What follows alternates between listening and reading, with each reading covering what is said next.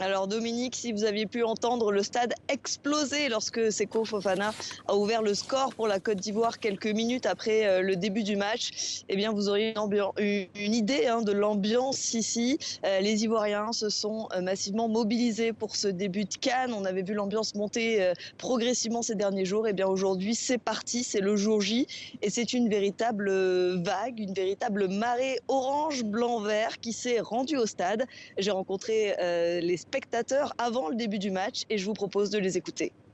La CAN c'est chez nous et ça reste chez nous. La Côte d'Ivoire, c'est la Côte d'Ivoire. Mon pronostic pour ce match, c'est 3-0. Et on va gagner ce match et on rentrer à la maison avec la victoire. Pour cette victoire, on veut minimum 5. La Manite à 5-0. On va remporter cette CAN. Ça reste chez nous. C'est chez nous.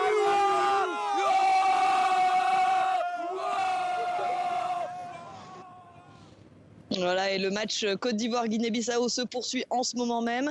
La CAN a été lancée par une très belle cérémonie d'ouverture, lancée, vous l'avez dit, par la chanteuse José. Ensuite, on a vu les chanteurs Dadju, Taïk. Il y a eu de magnifiques danses qui ont représenté toutes les ethnies de la Côte d'Ivoire. Il faut préciser qu'ici, c'est un pays très intercommunautaire. Il y a beaucoup de communautés qui se croisent, qui s'échangent. Et la cérémonie d'ouverture a voulu représenter cela, représenter également, bien sûr, le 4e pont qui fait la fierté d'Abidjan.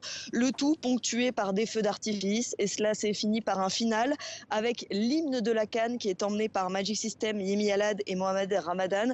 Et bien sûr, le stade entier était debout et chantait pour cet hymne qui rythme la vie des Ivoiriens déjà depuis plusieurs semaines. En tout cas, c'est le début d'une très belle CAN qui s'annonce et qui se terminera le 11 février prochain. Et qu'on suivra avec vous. Merci beaucoup, Christelle Pire, à Abidjan.